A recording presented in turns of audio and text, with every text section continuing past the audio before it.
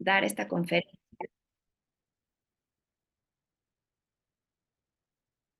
La doctora Ana Línea Salazar Zarco es una doctora y maestra en estudios latinoamericanos por parte de la UNAM. Es maestra internacional en psicología holística y coaching por parte de la SNECA, que es desde España y Unión Europea. Es licenciada también en sociología. Es psicoterapeuta humanista existencial con enfoque de género y diversidad sexual por parte de la CENAPSIC. También es directora de Tlalyaozihuac AC, que es Educación Comunitaria y Arte Popular. Es jefe de Departamento de Desarrollo de Materiales Didácticos Orientados a la Comunidad. También está en la Dirección General de Prevención Social del Delito y la Reconstrucción del Tejido Social de la Secretaría de Gobernación y es integrante del Sistema Nacional de Investigadores por parte de la CONACYT. Pues bueno, les agradecemos muchísimo. Esta plática tiene que ver con la perspectiva de género y la crianza y nos para que ustedes también en casa los acompañen y las acompañen a sus hijos e hijas. Tenemos también aquí a Valentina Macías, que está en la parte del Departamento de Género y es miembro también del Comité de Prevención para los casos de atención a la violencia de género y discriminación. Entonces, pues sin más preámbulo, pues agradecerle su presencia y pues le doy paso a la doctora Ana Lilia. Pues muchas gracias, Michelle, y muchas gracias, Valentina, por haberme invitado a Ibero Prepa, a los padres, madres, cuidadores de adolescentes, ¿verdad? Y pues vamos a comenzar. Voy a proyectar mi presentación. Me dan un segundo.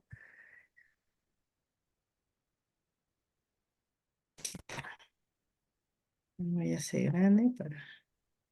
Y en efecto, pues la sesión de hoy tiene como titula, ¿ah? Tiene como nombre la perspectiva de género y la cultura de paz, de la crianza al bien común.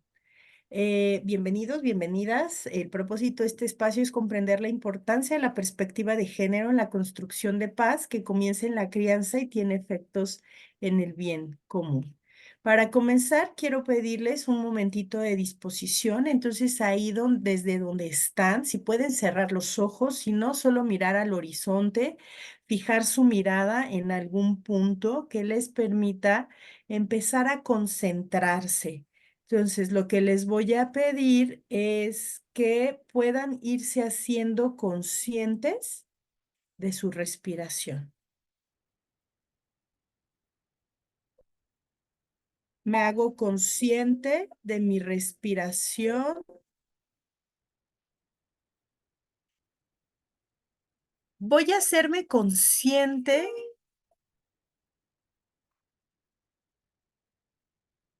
de la temperatura de mi respiración al entrar el aire,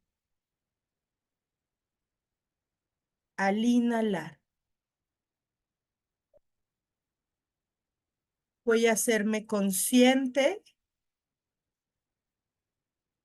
de la temperatura del aire al exhalar.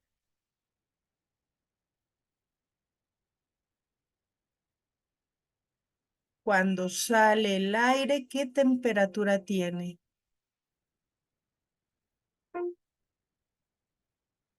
Ahora voy a hacerme consciente del tiempo que pasa entre una inhalación y otra.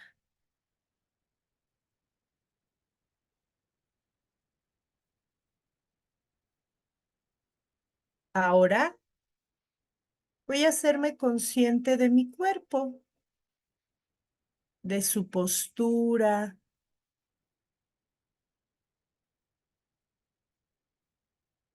Identifico si hay dolor, si hay tensión.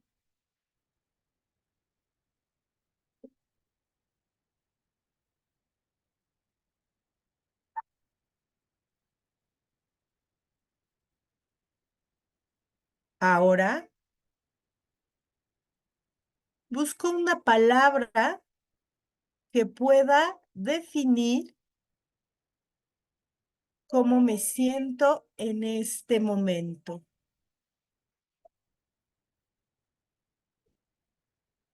cómo llego a este espacio en una palabra.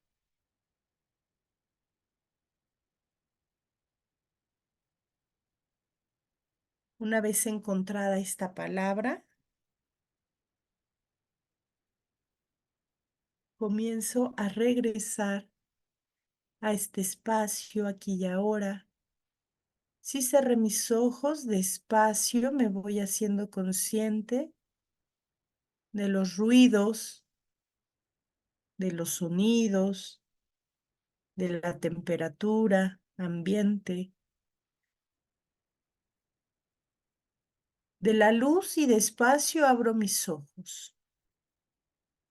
Si me quedé ahí con la mirada fija en un punto, me hago consciente de mi espacio aquí y ahora y despacio comienzo a mover mi cuerpo.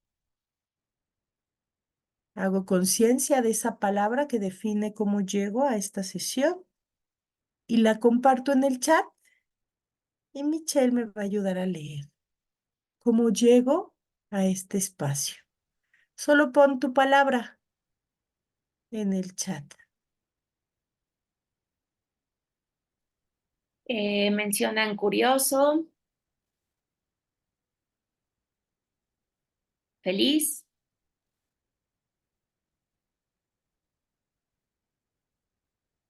dispuesta, atento, agradecida, cansado, estresada, con apertura, tranquila, calmada, abierta,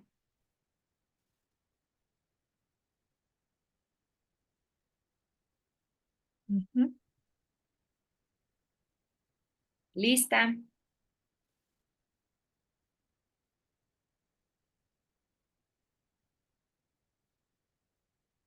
Muchas gracias. Muchas gracias por compartir. Y sí, en efecto, la idea no era que sintieran lo que yo quiero que sientan o lo que se necesita que sientan, sino la idea es que pudieran contactar con ustedes, con este momento, con cómo llegamos y hacernos conscientes simplemente de cómo estamos al iniciar esta charla. Muchas gracias por compartir. Y bueno, para iniciar, voy a dar nociones muy generales de lo que es el género, la perspectiva de género, y decirles que cuando hablamos de perspectiva de género, pues hablamos de una mirada, ¿verdad? Una forma en la que vemos el mundo. Es mirar o analizar las situaciones desde una perspectiva que permita entender que la vida de mujeres y hombres pueden modificarse en la medida en que no está naturalmente determinada. Pensar en la perspectiva de género de inicio nos invita a tener esta mirada que no determine que si eres hombre o mujer, tienes que hacer, tienes de deber que hacer tales o cuales cosas, tienes que comportarte de tal o cual manera, tienes que vestirte de tal o cual manera, ¿verdad? Que si eres mujer, tienes que vestirte de rosa desde que eres niña, que si eres hombre, tienes que vestirte de azul desde que eres niño. Pues la perspectiva de género de inicio es esta mirada que nos permite decir, bueno, no siempre es así, no tiene por qué ser así. No tenemos por qué sentirnos obligados, obligadas a encajar en estos moldes, en estos cuadros de género, solo por haber nacido con un aparato reproductor femenino o con un aparato reproductor masculino. Y por lo tanto me permite cuestionar los estereotipos con que hemos sido educadas, educados, y abre la posibilidad de elaborar nuevos contenidos de socialización y relación entre los seres humanos, incluso más allá del género. Entonces, una perspectiva de género me ayuda a romper, ¿no? Incluso mis propios prejuicios. La vida no tiene por qué estar encasillada o encuadrada siempre en lo que yo creo. Hay otras posibilidades y a lo mejor yo no las vivo, yo no vivo esas otras posibilidades, pero otras personas sí.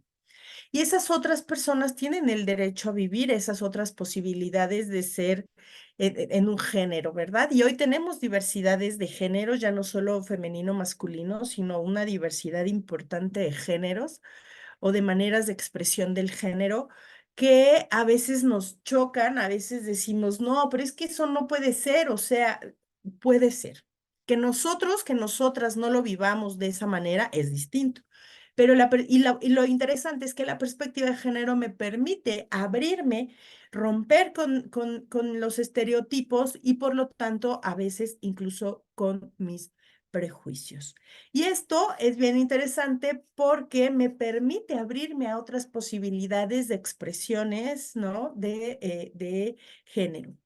Y no solo, también me permite, esta mirada, esta perspectiva, me permite incluso empezar a cuestionar eso que yo creía normal y que de repente me doy cuenta, pues, que es injusto, ¿verdad? Entonces me doy cuenta que es injusto que las mujeres ganen menos en un trabajo que hacen a lo mejor a la par que los varones o que los hombres, y que pues sí me cuestiono por qué, por ser mujer o me cuestiono que en una mesa, en un espacio a lo mejor de toma de decisiones, me doy cuenta que son puros varones. Mm. De inicio ya esta mirada de género me hace decir, bueno, pero si las mujeres estadísticamente, no lo digo yo, lo dice la estadística, somos la mitad del mundo y un poco más, pues la mitad de todo debería ser de nosotras, ¿no? Dice Julieta Paredes, una feminista boliviana, somos la mitad de todo. Y que de repente haya mesas donde solo son varones los que están tomando las decisiones, pues me permite esta perspectiva de género cuestionarlo. ¿No? Por lo menos de inicio decir, ¿cómo? Si somos la mitad de todo y en estos espacios solo hay varones, algo creo que no está operando de manera equitativa, ¿no? Y entonces la perspectiva de género, como se los platico, empieza a permitirme mirar estos aspectos, ¿verdad? Y cuestionarlos. A lo mejor no llego a respuestas y sin embargo sí me permite cuestionarlos. Y creo que ese es un gran primer momento. Cuando hablamos de género, hablamos de una categoría dinámica construida socialmente, que tiene como base las diferencias sexuales biológicas. Entonces, hablamos de un sistema sexo-género, es decir, Marcela Lagarde habla justamente de esta lógica de sistemas sexo, género, sexo, elementos culturales. ¿A qué se refiere? Que a partir de que yo nazca, les decía hace un momento, con un aparato reproductor femenino o un aparato reproductor masculino, entonces se me van colocando algunos elementos culturales, sociales, incluso psicológicos, de personalidad, que me van llevando a la toma de ciertas decisiones en la vida y por lo tanto se me va encasillando, se me va guardando en esta cajita que son los estereotipos de género y que se me cuestione la posibilidad de que yo quiera salir de eso. Por ejemplo, si es niña, entonces todo va a ser rosa, ¿no? Pensemos en alguien que va a tener un bebé, van a hacer el bebé, nos han dicho cuál es el sexo, pues resulta que tiene aparato reproductor femenino y entonces empezamos a plantearnos su vida en rosa. Y le van a gustar estos juguetes. Piensen en los juguetes, por ejemplo. ¿No? Como si los juguetes tuvieran género. Y entonces estos juguetes son para las mujeres y estos juguetes son para los hombres. Es decir, estos juguetes son para quienes nacen con un aparato sexual, aparato reproductivo femenino y aparato reproductivo masculino. Y entonces empezamos a determinar desde la infancia eso, ¿cuáles son estas dinámicas sociales? Las mujeres estos colores, los varones estos colores, las mujeres estos juguetes, los varones estos juguetes, y eso va a determinar nuestra vida adulta, ¿no? ¿Quiénes juegan con muñecas? Solo las mujeres. Y los hombres, tú no juegues con eso porque entonces, y aquí ya vienen, ¿no? Otros elementos como las preferencias sexuales, identificaciones sexuales, etcétera y por lo tanto a veces discriminaciones, ¿no? Como si tener cierta preferencia o identidad sexual fuese un problema, fuese algo anormal, y eso nos indica que como si fue la heterosexualidad y la norma fuera lo único posible, ¿no? Esta experiencia de vida, que como si nuestra experiencia de vida, ¿no? Quienes hemos crecido en estos marcos y los hemos asumido, fuese la única manera. Y entonces empezamos a discriminar como si lo otro fuese incorrecto y nos colocamos en una especie de superioridad ética, moral y social, ¿no? Que nos da, se nos ha dicho, nosotras hemos creído que podemos entonces menospreciar, agredir al otro diferente. Entonces, el género es esta carga social histórica, porque lo vamos aprendiendo, ¿verdad? Cultural, y lo vamos aprendiendo, pues de la pregunta, acá no la respondan, pero quédensela como reflexión: ¿yo de quién aprendí a ser mujer? ¿Cuáles son, no, mis figuras? ¿Yo de quién aprendí a ser hombre? ¿Cuáles son mis figuras? Y esto es bien importante, digo, solo como dato, ¿no? No hemos educado a los niños, no hemos formado a los varones, a quienes nacen con aparato reproductor masculino, en con esto de las,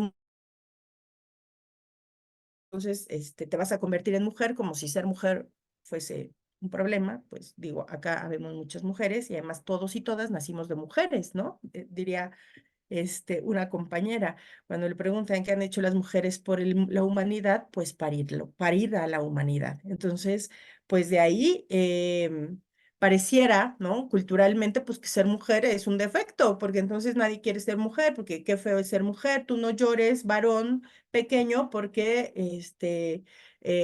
solo las niñas pueden llorar, los varones no podemos llorar, y entonces ahí viene una lógica de castración emocional. Entonces los varones no podemos sentir, ¿no? Que está aprendiendo el niño o la niña con estas construcciones históricas de género, pues que no puede sentir emociones como la tristeza, como el desagrado, como la frustración, esas emociones que nos llevan a llorar, porque eso solo está permitido para las niñas, porque si lloras, pareces niña, ¿no? Y lo hemos escuchado culturalmente, históricamente, y se va configurando ahí el género, ¿no? Tú no juegues con muñecas porque entonces te vas a hacer gay, porque entonces te vas a hacer mujer, como si ser mujer de inicio fuese un problema, como si tener una preferencia sexual distinta a la heteronormal, a lo heteronormado fuese un problema, y además no estamos pensando que a lo mejor se puede convertir en un buen padre. Y entonces, como históricamente no se les ha permitido esta noción de la crianza al niño, a la niña, al niño como a la niña, entonces, pues por supuesto que tenemos maternidades hoy, muchas en autonomía, porque hay paternidades, muchas en ausencia. Y para reflejo, veamos el padrón de deudores alimentarios, ¿no? Alimenticios. Digo, eh, ahí vamos viendo entonces ya las consecuencias de la construcción del género, ¿no? Ahí como en muchas otras, y vamos a continuar, y ahorita llego a otras expresiones de esta construcción de género. La aplicación entonces de la perspectiva de género me va siendo un factor protector. ¿Por qué? Porque entonces, les decía hace un momento, de inicio me permite decir, a ver, ¿cómo? Si somos la mitad del mundo, lo dice la estadística, ¿por qué en esa mesa donde se están tomando decisiones hay puros varones? Y entonces empezamos a cuestionar. Una vez cuestionando, empezamos, ¿no? O la idea es que podamos ir generando acciones que vayan transformando. Oigan, señores, pues aquí son puros varones, nosotros también queremos voz, y entonces vamos colocando también a mujeres dentro de estos espacios de toma de decisiones, pues porque somos simple y sencillamente la mitad del mundo, y me parece que es lo justo, ¿verdad? Dos, porque me permite mirar esto que les contaba, no hacía ver cómo, ¿por qué un niño no puede llorar? Un niño varón, o sea, un hombre, porque biológicamente, ¿por qué no puede llorar? ¿Y qué consecuencias trae para el niño y su desarrollo el que le digan que no puede llorar, porque si llora parece niña? Oigan, ¿qué tiene de malo ser niña? Yo soy niña, no fui niña, soy mujer. Vengo de una mujer que me parió, que me crió. Y entonces esto nos permite ir cuestionando, ¿no? Oye, deja al niño llorar. El niño puede llorar porque es una expresión de emociones.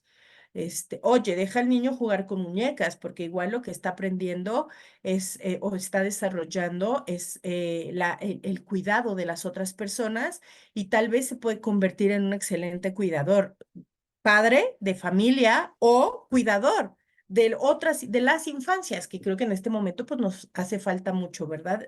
Cuidar, aunque no sean nuestros hijos, nuestras hijas, nos hace falta desarrollar este sentido del cuidado de todas las personas, pero particularmente, pues sí, de los niños, de las niñas y de las y los adolescentes. Entonces, esta perspectiva de género se dan cuenta cómo empieza a convertirse en un factor protector. Bueno, ¿por qué? Porque radica en las posibilidades que ofrece para comprender cómo se produce la discriminación de las mujeres y las vías para transformarlas. También permite entender la violencia vertida sobre los cuerpos masculinos y las construcciones de la masculinidad patriarcal y sus consecuencias sobre los hombres y para la sociedad, para cambiarlas y reducir la violencia. Porque esta perspectiva de género lo que me ha dado en los últimos tiempos es justamente la posibilidad de revisar estadísticas que me han dejado impactada, em, porque, estas lógicas de desigualdad o de relaciones diferenciadas entre hombres y mujeres, resulta que no solo ha em, lastimado, eh, genera desigualdad entre las mujeres y los hombres, ha lastimado a mujeres, a niños, a niñas, a adolescentes, sino también a los propios varones, ¿verdad? Con esto que les digo, es decir, cómo estamos creando a un niño o a un adolescente en su masculinidad, cómo estamos creando a una niña, a una adolescente en su feminidad. Bueno, los datos de la masculinidad son bien importantes porque desde esta perspectiva de género podemos revisar algunas estadísticas, ¿verdad? Y acá les tengo unas, justamente. Esto para leer. Em, de acuerdo a los datos dados a conocer por el Instituto Nacional de Estadística y Geografía, el INEGI, al presentar la encuesta nacional de victimización y percepción sobre seguridad pública, la ENVIPE de 2021, fíjense este dato. Dice que la percepción de inseguridad de la población de 18 años y más en las entidades federativas de marzo a abril del 2021 se ubicó en un 75,6% en total. De este 75,6%, para las mujeres está ubicado en un 78,8% y para los hombres en un 72,0%. ¿Qué nos dice? Que las mujeres, en percepción, ojo, percepción de inseguridad, las mujeres nos sentimos más inseguras que los varones. Y bueno, ustedes podrán decir, claro, eso es casi evidente, ¿no? Es obvio. Ojo, percepción, ¿no? O sea, nos sentimos porque creemos que estamos en más peligro que los varones. Sin embargo, cuando nos vamos a revisar la estadística em, de delitos por cada 100,000 habitantes según sexo, tasa de víctimas de delitos según sexo, ahí está. Nomás vean los números. La gris es de la de varones o de hombres, la moradita mujeres. ¿Qué nos está diciendo estas, estas tasas? Que si bien las mujeres nos sentimos más inseguras, en realidad los varones sufren o son mayormente víctimas del delito. Ujú. Voy a la siguiente. Esta es dura. Tasas de delito por cada 100,000 habitantes por tipo de delito según sexo de la víctima. Acá ya hablamos de tipos de delitos. Robo o asalto en calle o transporte. Moradito mujeres, gris hombres. Hay más hombres que son víctimas de asalto o robo a transporte público. La que sigue, fraude. Hay más hombres que son víctimas de fraude que mujeres. Extorsión. Digo, no es mucho la diferencia y sin embargo sigue siendo más alta en varones.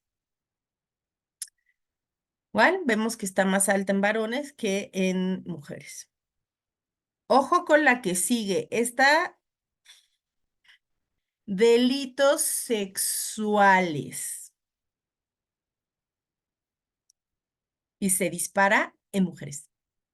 Es el único de los delitos que se dispara en mujeres, pero además con gran diferencia. Vean los demás, si bien está más cargado hacia los hombres, es decir, son más víctimas de delitos que mujeres, en realidad la diferencia no es tan amplia como esta de delitos sexuales. Eso ya nos está diciendo, leer estas estadísticas con perspectiva de género, que es lo que estamos haciendo ahora, nos está diciendo cosas. La que sigue, amenazas verbales, igual, más alta en hombres que en mujeres. Otro tipo de robos, más alto en hombres que en mujeres. Lesiones, más en hombres que en mujeres. Otros delitos, más en hombres que en mujeres.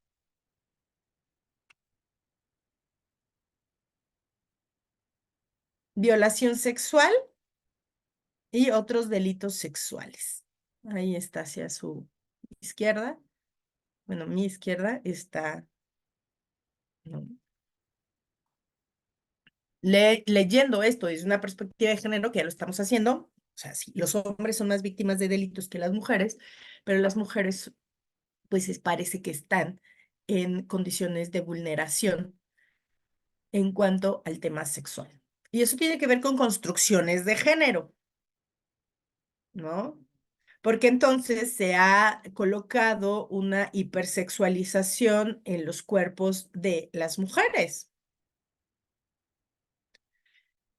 Y bueno, acá no tenemos por edad, pero también hay un tema con las infancias y las adolescencias. Y les voy a dar un dato espeluznante.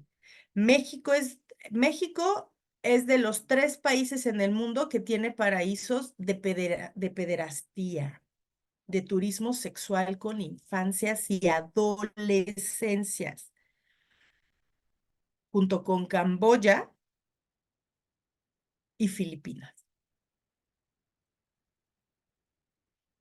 México, número 1 en producción de pornografía infantil y de adolescentes. México, uno de los primeros países con trata de personas para esclavitud sexual. México tiene un problema de violencia sexual y agresión sexual en espacios públicos, pero no solo, también en el privado y ahorita en el espacio privado íntimo doméstico. Y ahorita vemos otra gráfica. Vamos a este delito particular. Homicidio en México de 1990 al 2020.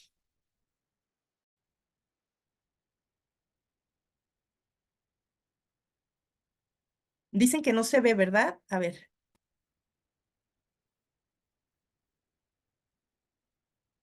¿ahí ya se ve? Sí, sí se ve. Ah, perfecto. Perfecto, gracias. Entonces, homicidio en México de 1990 al 2020. 3 décadas, 30 años. Y ustedes van a decir, vean el verde en la gráfica y luego vean el verde aquí abajo. Hombres. El rojito que se dispara, parece, porque es más amplia la línea, del 2008 hacia el 2020, ¿no? Justo del 2016 al 2020 es, me parece, la más gruesa de la como rojita. Aquí abajo vemos que son mujeres. Y la gris, que casi no se nota, muy poco, pero también del 2008 hacia el 2020 es un poco más gruesa, sexo no específico. ¿Qué nos está diciendo esta gráfica? Que los hombres mueren más y por mucho que las mujeres. Dicho de otra manera, y como más puntualmente, que los hombres son asesinados con mayor facilidad que las mujeres. Y miren que si es un problema el feminicidio y que yo tengo una militancia y un trabajo fuerte desde mi convicción para detener, frenar disminuir el feminicidio, ¿verdad? Y sin embargo, la estadística, los números nos están diciendo, pues que compañeros tendrían que estarse preocupando, así como nosotras estamos preocupadas por las muertes de mujeres, por esas, ¿no? Por esa línea rojita que apenas si se ve y que sí nos preocupa porque no debería haber una sola muerta en el país nunca.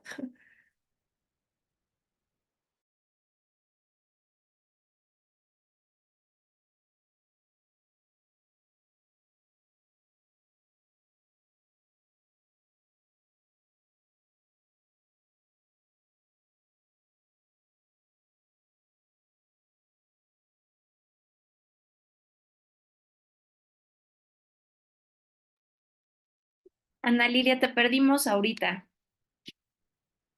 y está silenciada.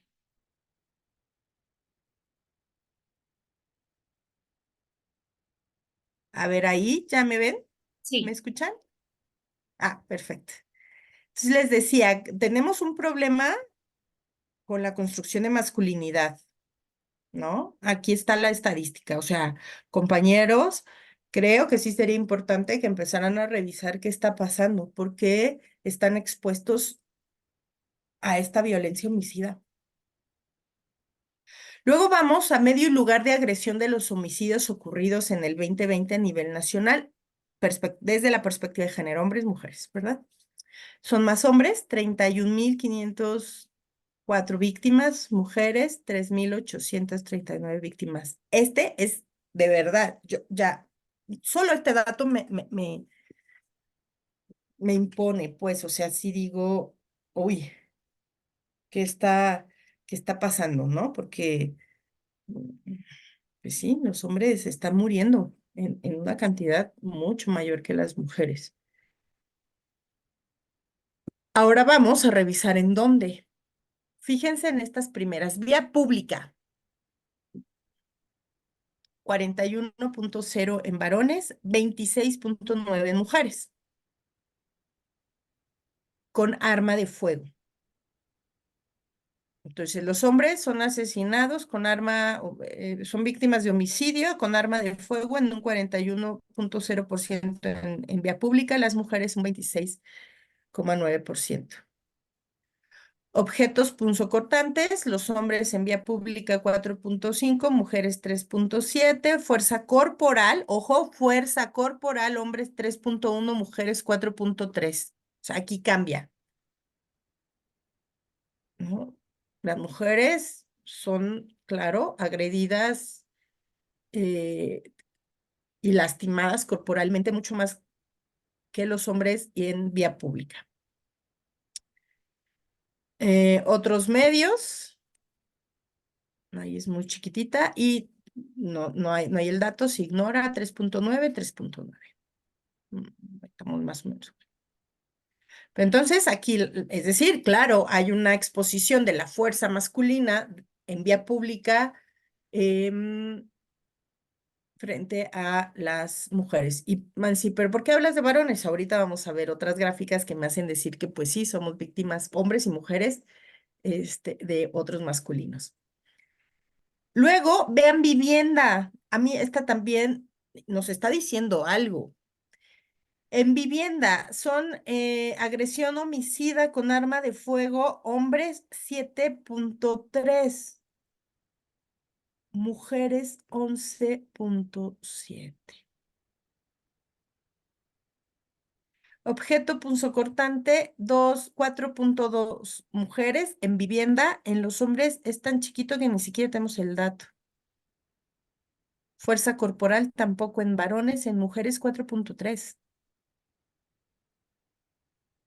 Otros medios y se ignora, son chiquitos, ni siquiera vemos el número y sin embargo son menos que, ay, perdón, son menos que en varones. Esto también nos está diciendo algo de la masculinidad y de la feminidad, o sea, ¿qué está ocurriendo? Y esto me recuerda a otros datos. ¿Saben que el 80% de la agresión sexual que viven mujeres, niños, niñas y adolescentes es en casa por familiares? No siempre y no únicamente varones, es cierto, también hay mujeres que abusan y agreden sexualmente a niños, niñas y adolescentes. Sin embargo, la mayor, igual, ¿no? La mayor cantidad de personas que agreden a niños, niñas y adolescentes sexualmente son varones y son de la familia. Acá lo estamos viendo. El feminicidio, que es un tema con el que lucho, ¿no? E intento luchar todos los días, es realmente doloroso cuando revisas las estadísticas del agresor, del feminicida, y resulta que tuvo o tenía una relación, que había tenido, que en ese momento tenía una relación afectiva de pareja incluso con la agredida, con la asesinada. Y que en su discurso sea la maté porque la amaba, a mí me pone la piel de gallina porque entonces digo que estamos construyendo en esta sociedad por amor. O sea, ¿qué estamos diciéndole a nuestros niños, a nuestras niñas, a nuestro adolescente, a nuestra adolescente? Que es el amor, que lo lleva a un punto en donde mata por amor, secuestra por amor, le pegué porque la quería. No lo digo yo, acá está la estadística. Y creo que necesitamos como padres, madres, cuidadores, tener claro que el mundo está así y que también tenemos cierta corresponsabilidad con el mundo. Es decir, ¿qué estoy haciendo yo para que esto no ocurra? Para que deje de ocurrir, para que no nos convirtamos en parte de esas estadísticas, ¿no? Ahora, ¿por qué les decía que pienso pues que sí hay un tema con la masculinidad? Porque si nos vamos al Censo Nacional de Impartición de Justicia del 2022, vemos unos datos que dicen, ok, aquí hay algo. Personas condenadas por homicidio nacional, o sea, ya vimos que los que más están en realidad en peligro de ser asaltados o de ser víctimas de un delito son hombres. También las mujeres, en poquito menos, ¿no? Un poquito menos que los varones, pero los varones siempre son, ¿no? Mayormente víctimas, excepto agresión sexual. Ahí sí, las mujeres está disparado. Ya vimos que los hombres mueren más que las mujeres y mucho más, que sí debería preocupar. Ya vimos cómo es la dinámica de los espacios, es decir, estamos las mujeres dentro de nuestras casas mucho más inseguras que en la calle, sin embargo, pues, también en la calle tenemos ¿no? mayor inseguridad, sobre todo cuando se trata de un tema físico. Ahora, ¿quiénes son los agresores? ¿Qué personas, desde una perspectiva de género, son las personas agresoras? Bueno, personas condenadas por homicidio, 614, de las cuales 529 son hombres. Personas condenadas por feminicidio, 21, de las cuales 21 son hombres. Total de personas condenadas por alguna causa penal, 5.502 personas, de las cuales 4.631 son hombres.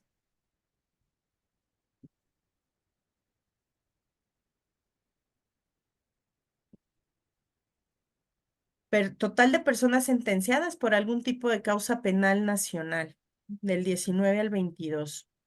El total, ya acá vemos abajo, hombres, mujeres. Total, hombres, mujeres. Total, hombres, mujeres. Total, hombres, mujeres. O sea, ¿qué está ocurriendo? Así se ve la gráfica. El total, la línea de arriba, la que sigue es de hombres y la de abajo es mujeres. Vean estas brechas.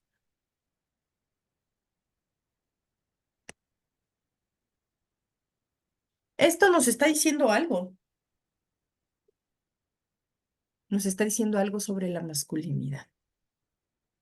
Y entonces, cuando queremos transformar, viendo esto desde una perspectiva de género, pues nos invita ¿a transformar qué? Pues las construcciones de género. Porque, y particularmente pensar en qué estamos construyendo, qué masculinidades estamos construyendo socialmente, por supuesto, y luego, y familiarmente. Ojo, porque estas masculinidades violentas son el resultado de la cultura y son el resultado de experiencias, porque la violencia es un ciclo y es un ciclo aprendido. La violencia se aprende, no es que mm, tal vez un dejo de agresión es parte de nuestra naturaleza y justamente ahí viene la crianza, ¿verdad? Porque pues, necesitamos como adultos, adultas, como padres, madres, cuidadores, cuidadoras acompañar a los pequeños, al niño, a la niña, a la adolescente, a que pueda ir regulando, acomodando, organizándose internamente para poder regular, autorregular, entender y acomodar sus emociones y que no se generen estos ciclos de violencia, ¿verdad? Pues esa es nuestra chamba de crianza, vaya. Pero ¿qué pasa si yo estoy educando en la violencia? Lo que voy a hacer es una víctima. Ojo, las víctimas nos convertimos en victimarias. Si no lo entendemos y si no lo trabajamos, ¿verdad? Pero entonces, si yo normalicé la violencia, pues no voy a saber, no voy a entender, no, ni siquiera me va a pasar por acá que lo que yo estoy haciendo es violencia y que necesito reformulármela, sanármela para convertirla en otra cosa porque no puedo seguir reproduciendo mi violencia. Bueno, eso cuando sé que eso es violencia, pero cuando está normalizada por la sociedad, por la familia, pues ni cuenta me doy. Entonces soy una víctima que después se vuelve victimaria, genera más víctimas y esas otras víctimas se vuelven victimarias y así, ciclo vicioso de violencia. Y este ciclo vicioso de violencia se puede aprender en la crianza con el ejemplo en casa y luego se puede sostener y reproducir con acoso en el espacio formativo de escuela, por ejemplo.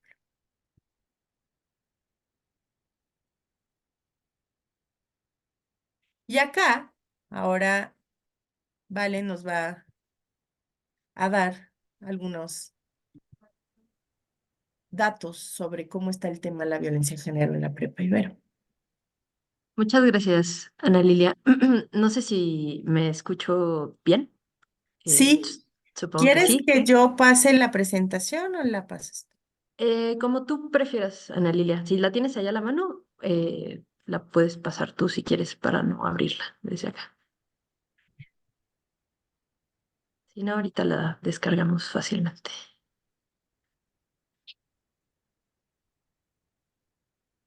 A ver.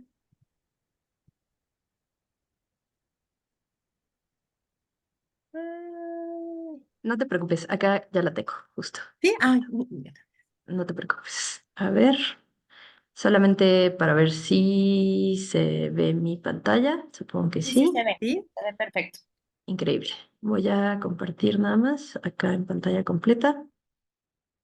Perfecto. Ahí vemos bien, ¿verdad? Supongo que sí. Bueno, ¿qué tal? Buenos días a todos y a todas. Yo la verdad, bueno, muchas gracias Ana Lilia por todo este contexto que nos das a nivel nacional y sobre todo pues lo reveladoras que son estas estadísticas para comprender un poco más la complejidad de lo que entrelaza pues esta violencia estructural y cómo funcionan estos ejercicios de la violencia. Yo nada más vengo aquí a insertar algunos datos que pues forman parte de nuestra numeralia acá en Prepa Ibero a partir del trabajo que se hace desde el Comité de Atención a Casos de Violencia de Género y Discriminación. Y bueno, esto tiene sobre todo la finalidad de comprender esto último que decía Ana Lilia, ¿no? Si bien, pues acá en Prepa Ibero siempre vamos a intentar que sean espacios seguros para todas las personas y para el pleno desarrollo de todas las personas del estudiantado y también incluso las personas, todas las que integran nuestra comunidad, pues es imposible pensarnos extraídos o extraídas de esta violencia que ocurre pues en el mundo, ¿no? El contexto violento en el que hemos sido como criados y criadas. Y bueno, nada más quiero tomarme como unos breves minutitos porque me gustaría probablemente este año, este semestre, pues justo volver a replicar una charla que tuvimos con familias en donde les presentamos el nuevo protocolo e igual si van surgiendo como dudas en torno a estas estadísticas o dudas en torno a estas normativas institucionales, pues por favor escríbanos tanto a Michelle Escamilla como a mí y con muchísimo gusto les resolveremos sus dudas. Yéndonos ya más al plano acá de lo estadístico, pues dentro del Comité de Atención a Casos de Violencia de Género en el ciclo pasado, pues justamente pudimos detectar a partir de los casos recibidos y los casos atendidos en el comité, pues las personas agraviadas, que en este caso terminan siendo como las víctimas y las personas implicadas por género. ¿Qué es lo que data aquí? Pues de nuevo como un reflejo justo de lo que decía Ana Lilia, ¿no? Hablando de este tipo de casos que resuelve el comité, que tienen naturaleza muy vinculada a violencia sexual, a algún tipo de discriminación, sobre todo en razón de género, pues quienes son depositadas acá como la mayoría de las personas agraviadas, pues son las mujeres, mientras que las personas implicadas, es decir, las personas que hacen este acto o ejecutan este acto de violencia, pues son en su mayoría hombres. Ay, a ver si avanza. Bueno, acá tenemos unos cuantos datos, pero nada más para que ustedes estén como al tanto de cuáles son este tipo de violencias como más frecuentes que se resuelven aquí a partir de las normativas institucionales. Ustedes pueden revisar nuestro nuevo protocolo en la página de la prepa, ahí mismo lo pueden revisar y si no me equivoco también está disponible desde el portal de familias. Y bueno, otros datos también como importantes que justamente quería mostrarles y creo que pues abonan un poco a esto que nos comentaba Ana Lilia, ¿no?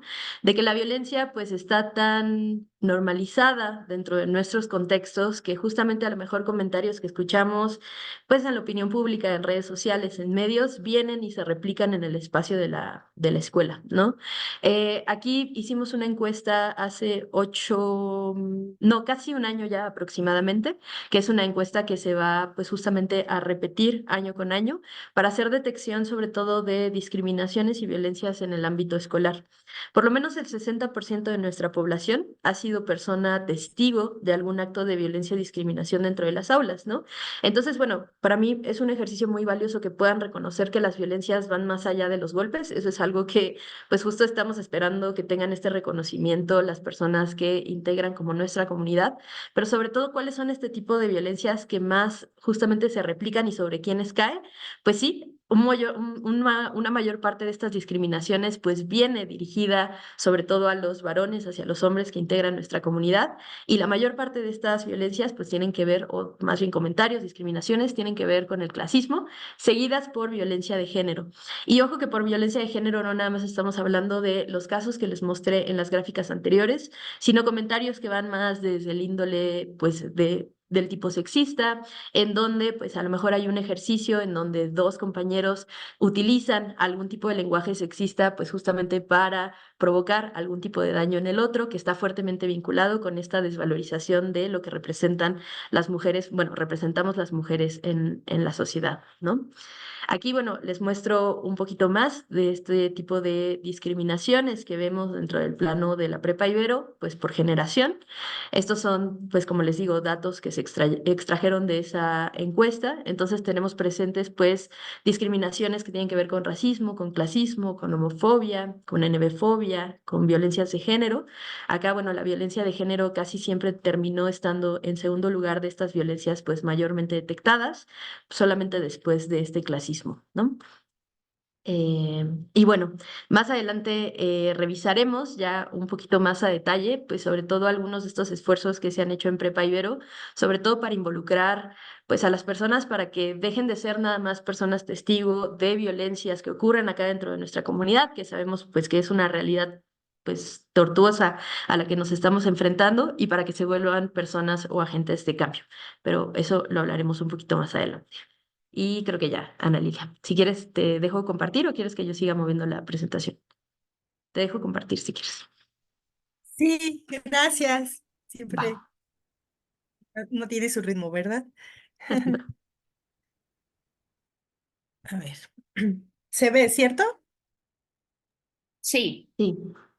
Perfecto. Muchas gracias, muchas gracias. Bueno, y entonces ya vamos, que aquí vamos viendo cómo pues estas lógicas de violencia, ¿verdad? No es que se den así esporádicamente o espontánea, que se den esporádicamente y espontáneamente, sino que se dan constantemente, cotidianamente y que tienen una razón en elementos culturales que son aprendidos en primera instancia en el espacio familiar, que son reproducidos, confirmados en los espacios, en otros espacios de socialización como la escuela. Entonces, por eso es importante, pues, hablar de estos temas acá. Aquí estamos. Papá, mamá, cuidador, cuidadora, aquí estamos. Eh, ¿Qué podemos hacer? Porque pues viene la pregunta, ¿verdad? Frente a esta realidad, ¿qué podemos hacer? ¿Qué nos toca hacer? Bueno, hay un sociólogo noruego, Johan Galtung, que incluso es considerado el padre de los estudios para la paz, un padre, un pazólogo, que nos dice, ha intentado explicar cómo logramos esto a lo que le llamamos paz. Y él dice, pues para llegar a la paz necesitamos desarticular la violencia y la violencia se desarticula cuando transformamos el conflicto desde esta noción pacífica. Transformar el conflicto desde la paz, dice Johan Galtung, primero pues necesita nuestra comprensión sobre el conflicto. Y un conflicto, es decir, cómo está, y comprender el conflicto es saber qué es eso que compone el conflicto para saber, pues, qué es lo que vamos a revisar y a transformar. Entonces él dice, el conflicto tiene tres elementos. La raíz del conflicto, que es la contradicción o esto que nosotros pensamos que es una contradicción, algo que no, que es opuesto, algo que es contrario, algo y que sí, lo que no significa es que que una de las dos partes sea la única que tiene la razón o que una de las dos partes sea la única que puede ser, ¿verdad? Es decir, de primera instancia puede sonar, puede sentirse contrario y sin embargo, dice él, sí puede tener una solución, esta raíz del conflicto que es la contradicción. ¿Qué pasa cuando hay una contradicción? Dice él, y entonces tengo una actitud apática. Es decir, cuando hay una contradicción y digo, no, pues no hay manera de resolverlo, o entonces me empiezo a alejar, es decir, pues aquí hay un problema de intereses y entonces no hay manera de resolverlo, yo me voy. O aquí hay un problema de intereses y entonces tengo una actitud agresiva y es aquí se hace lo que yo quiero. Y eso me lleva entonces a tener comportamientos, ¿verdad? Si estoy frente a una contradicción o frente a una situación que me parece de desacuerdo, puedo o darme la vuelta y decir, no, no hay manera, y entonces tengo comportamientos, decía ya también, vale, pasivo-agresivos, ¿no? Entonces te dejo de hablar, como si dejar de hablar no fuera violencia. También Johan Galtung nos habla de tres tipos de violencia: la violencia cultural, la violencia directa y la violencia estructural, la violencia directa, estructural y cultural. Y entonces, por ejemplo, culturalmente creemos, porque pues seguro muchas de acá lo hemos vivido así, de que pues es que mi mamá, mi papá, mi hermano, mi hermana, quien sea, cuando se enoja me deja de hablar. No, pero eso no es violencia. Hay algo que se llama violencia pasivo-agresiva.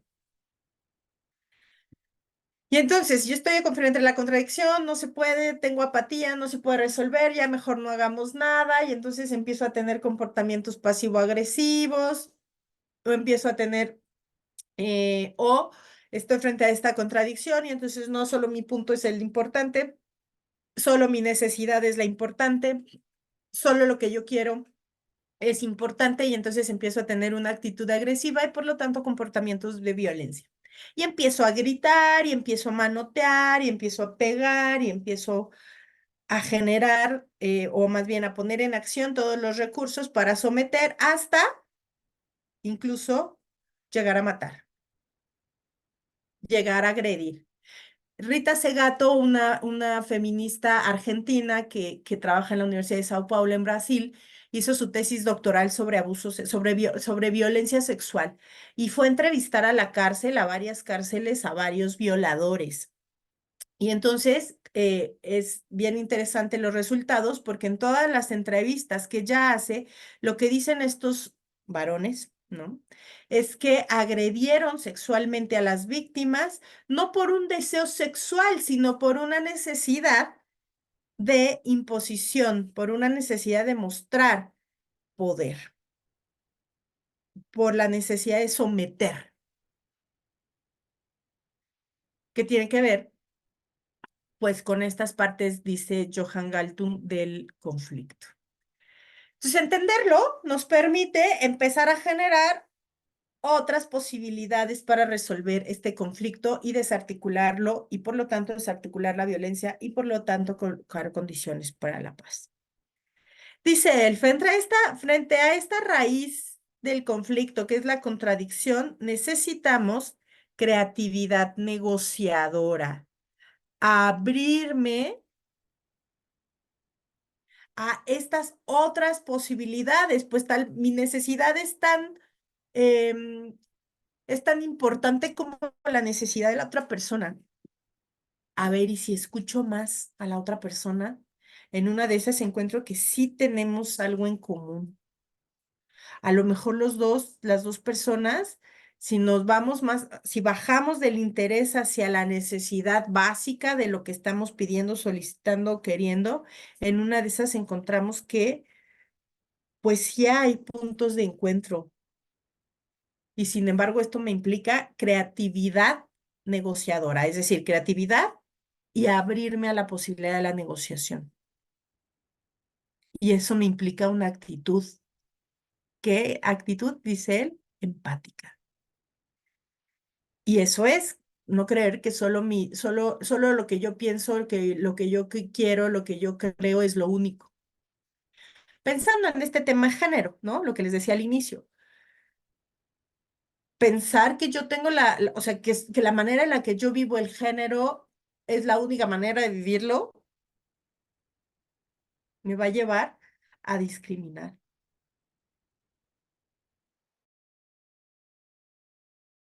a justificar la agresión hacia la otra persona.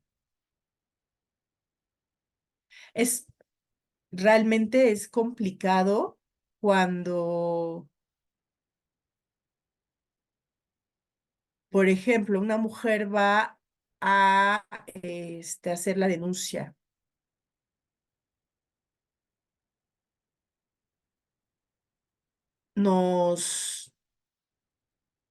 A las mujeres que han ido a hacer una denuncia, las han revictimizado. Porque además es que es tu culpa. Mira cómo vienes vestida. Es que es tu culpa, mira cómo estás.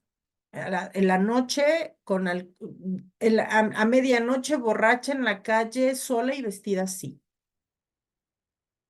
Ujú. Decían a algunas amigas, yo nunca he escuchado que llegue alguien a, a denunciar un robo y le digan, señor, es que usted estaba en la calle a las 8 de la mañana, a las 5 de la tarde, a las 3 de la mañana, solo borracho. ¿Cómo no lo iban a asaltar? ¿Cómo no le iban a quitar el carro? ¿Cómo no le iban a robar la cartera? Es su culpa. No pasa eso, ¿verdad? Porque a las mujeres sí. Pues porque hay una normalización de la violencia hacia las mujeres, ¿no? Necesitamos abrirnos. Y eso nos va a permitir entonces comportamientos de no violencia. Cuando generamos creatividad negociadora para resolver la contradicción, tenemos una actitud empática, nos va a llevar a comportamientos desde la no violencia. Y esto es una condición para la paz. Así vamos a ir colocando estos andamiajes que necesitamos para sostener esto a lo que le vamos a llamar paz, que es también la condición y el contexto para que los conflictos puedan ser transformados creativamente y de forma no violenta. De tal forma que se crea paz en la medida que es capaz de transformarse los conflictos, ahora reconociendo a los oponentes y utilizando el diálogo. Y suena bastante bien, pero sin embargo es complicado porque implica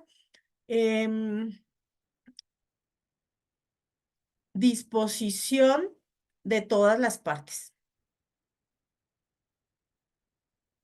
Porque no solo es una chamba del Estado, no solo es una chamba de la escuela, es una chamba de familia y por lo tanto es una chamba personal, ¿no? Un trabajo. Es un trabajo del Estado, de las instituciones, de las familias y también un trabajo personal. Y aquí la pregunta, porque, pues claro, a veces es mucho más evidente ver cuando yo soy víctima y cuando la violencia se me ha hecho a mí. Y está bien, ¿no? Y pensemos, ustedes recuerden, no me contesten, solo es para la reflexión. Piensen en algún momento en donde ustedes hayan sido víctimas de algún tipo de violencia. ¿Y cómo se siente? Porque la violencia, les decía, es aprendida y además nos atraviesa el cuerpo. Por lo tanto, la paz necesita también atravesarnos el cuerpo. Piensen en un momento en donde hayan sido víctimas y cómo esta violencia les atraviesa el cuerpo. Bien. Ahora piensen, no me contesten, es solo para la reflexión. Cuando hemos sido victimarios, victimarias. Cuando he ejercido la violencia. Y es difícil, igual habrá alguien que diga, ay, no, yo nunca he ejercido la violencia. Es bien difícil no haber ejercido la violencia en un país tan culturalmente violento. Esto que les decía, ni siquiera nos dábamos cuenta que la violencia estaba ahí. Digo, y para muestra, veamos qué tipo de películas tiene México en el cine de oro. ¿Cuáles eran los mensajes de ese gran momento histórico en el cine mexicano? Violencia cultural, que nos lleva a la violencia estructural. Claro, pues por eso hoy vas a denunciar la violencia y te dicen, no, pues es que es tu culpa, que mira cómo estás, cómo andas. ¿Mm? Pues sí, justificando la violencia y además responsabilizando a las mujeres de la agresión sexual que viven. Y además lo creemos, si es que era mi culpa, si es que yo estaba a esa hora, si es que yo era una niña y no me pude defender de mi agresor sexual, que era mi primo, mi tío, o mi abuelo, o mi papá, o mi padrastro. Y crecemos con esto. Y cuando les dices, no, no es que no es tu culpa, la culpa, o sea, no es tu culpa. La responsabilidad de la agresión sexual es de quien ejerce la agresión sexual, del agresor. Y entonces decir eso, ¡pum! Es como, oye, sí es cierto. Nunca lo había pensado y llevo 30 años viviendo esta culpa. ¿Mm? Entonces necesitamos caminar, ¿no? Mi punto acá, mi invitación es a que podamos caminar hacia la cultura de la paz, que consiste en una serie de valores, actitudes, comportamientos que rechazan la violencia y promueven la resolución de conflictos, tratando de prevenir la violencia y sus causas e impulsar la solución de problemas mediante el diálogo y la negociación entre las personas, los grupos y las naciones. Y cuando hablamos de valores, ¿no? Son de valores específicos. He escuchado últimamente que hay gente, que las personas me dicen, no, es que creo que no tenemos valores. Yo diría, creo que sí tenemos valores. Al final somos seres humanos, personas socialmente construidas y nos movemos, o sea, nuestra vida se rige a partir de valores. Creo que es más fértil pensar, preguntarnos más bien, ¿cuáles son esos valores que sí tenemos, que nos están rigiendo hoy en día? ¿No? Y si culturalmente hemos crecido la violencia, pues son valores de la violencia, ¿verdad? Necesitamos transformar. Yo acá les pongo algunos siete valores, pero que pueden ser más, ¿no? Claro, por supuesto, siempre pueden ser más. Ustedes pueden tener otros valores, ¿no? Que podemos sumar. Yo les traigo acá 7, ¿no? Respeto, cooperación, tolerancia, diálogo, justicia, empatía y solidaridad. Y creo que también los conocemos porque los hemos puesto en acción, así como les pedí hace un momento que pensaran en cuando ustedes habían sido víctimas de una violencia y después que pensaran, que recordaran cuando habíamos sido victimarios, victimarias, ¿no? Es decir, ejecutantes de violencia. Ahora pensemos, ¿no? ¿Qué valor pongo más en práctica? ¿Cuándo lo he puesto en práctica o cuándo lo pongo en práctica?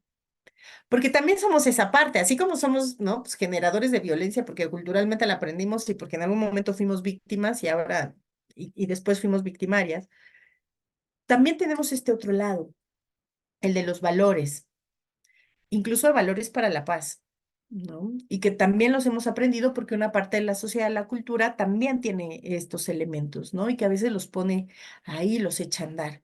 ¿Cuándo he puesto estos valores para la paz, ¿no? En mi práctica. No me lo contesten, solo reflexionenlo, porque estoy segura que también lo han hecho. Entonces, la invitación acá es a que podamos hacernos conscientes de que sí lo sabemos hacer, sí los hemos puesto en práctica, porque también los tenemos, también lo otro, pues, pero esto también. Y entonces que le empecemos a dar más peso en nuestra vida diaria, en nuestra práctica constante, a estos valores, ¿no? Que nuestros hijos, nuestras hijas, las personas a las que cuidamos, con quien convivimos y vamos acompañando, vayan viendo en nuestros actos estos valores, no solo en nuestro discurso, porque pues las palabras se las lleva el viento, ¿verdad? Sino en nuestras acciones, que nuestra crianza sea desde estos valores para la paz puestos en nuestro actuar.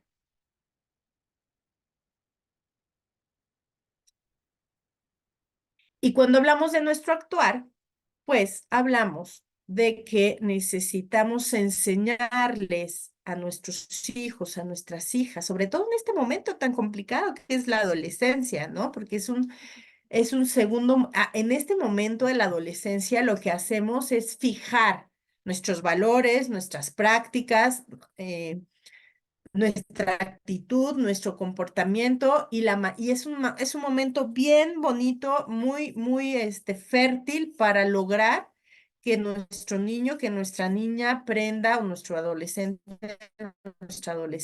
aprenda a transformar pacíficamente el conflicto. Y eso, compañeros, compañeras, necesita de nuestro hacer. ¿Cómo le voy a enseñar a alguien algo que yo no sé? Entonces nos toca aprenderlo, nos toca desarrollar qué habilidades, capacidades y conocimientos para la paz.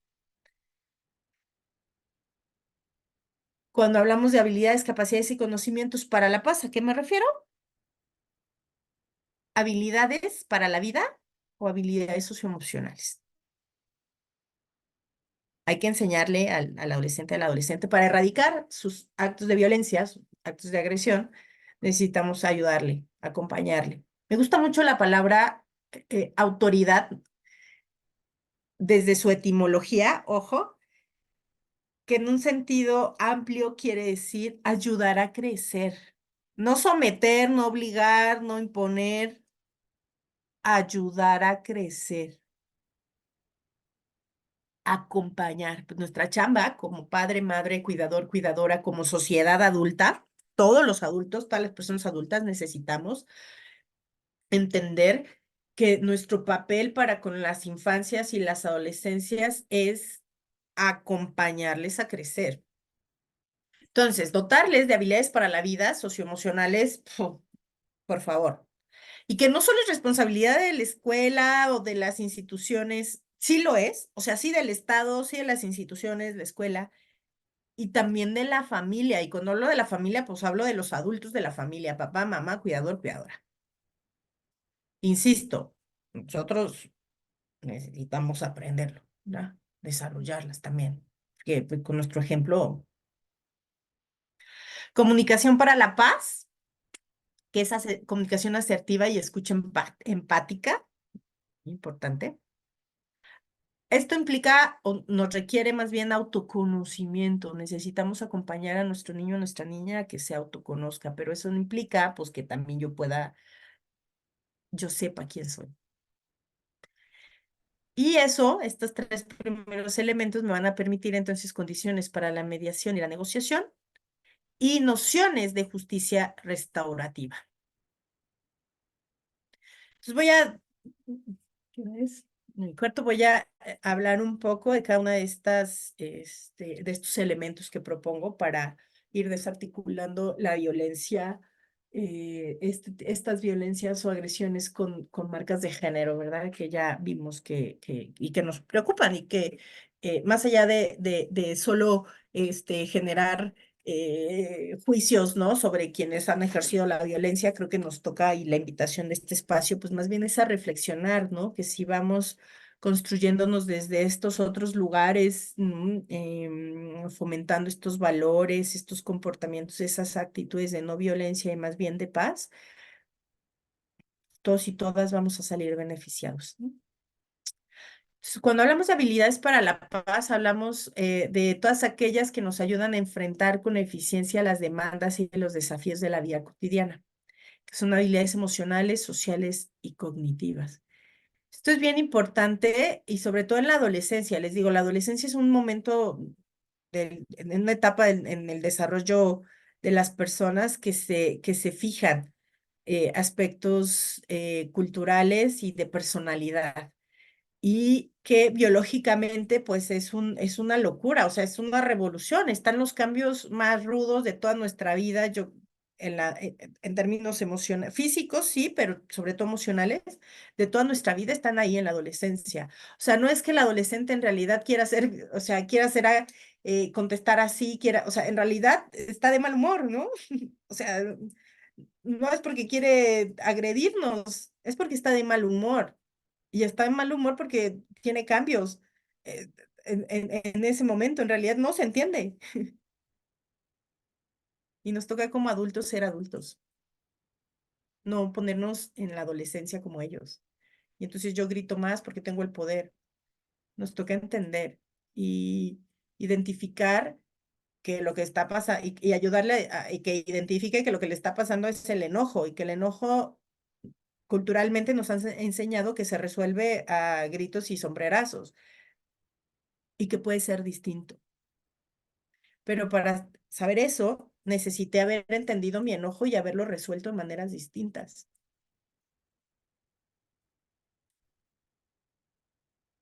Mi tristeza, ¿no? Las habilidades, esto que les digo, haberme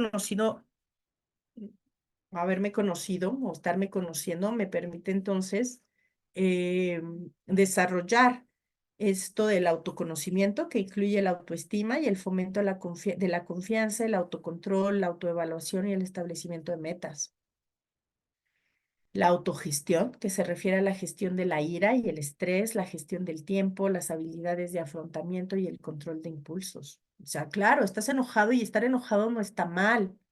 Que luego también nos han dicho que las emociones hay unas buenas y unas malas. Las emociones son, ¿no? Si no la han visto, véanla intensamente. Es una película de Disney que me parece que retrata justamente esto que les digo. O sea, nos dice, pues las emociones están ahí para algo. Lo que sí no se vale es que te sientas enojado y entonces aflore tu enojo y entonces rompas cosas, rompas personas, digas cosas hirientes, grites o es una cosa distinta. Una cosa es sentir el enojo, la ira, la frustración, el estrés, esas, digamos, emociones que no son tan gratas, y otra cosa es cómo las expresas. Entonces nos toca acompañar a nuestro adolescente, a nuestra adolescente, a que pueda explorar esto, pero no, o sea, y necesitamos acompañarla a partir de que nosotros conozcamos también cómo yo expreso mi ira, cómo yo expreso mi frustración.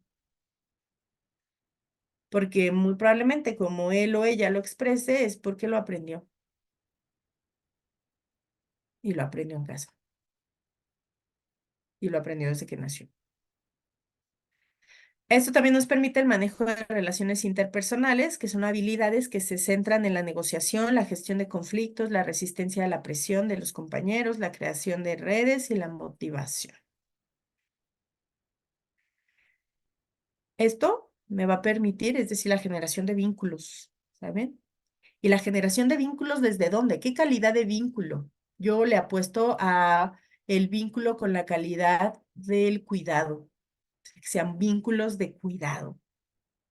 Y eso va a despertar una conciencia social, incluida la empatía, la escucha activa, el reconocimiento y apreciación de las diferencias individuales y grupales. Esto me va a permitir mirar a la diferencia no como el enemigo, sino como la posibilidad de crecer. Y entonces me hago flexible. Oye, eso es muy diferente y es tan diferente que a lo mejor hasta me genera un poco de desconfianza, pero no me genera miedo. Bueno, me genera desconfianza y me voy acercando despacio, cautelosamente, pero no me genera miedo que haga que me retraiga o que haga que quiera destruir.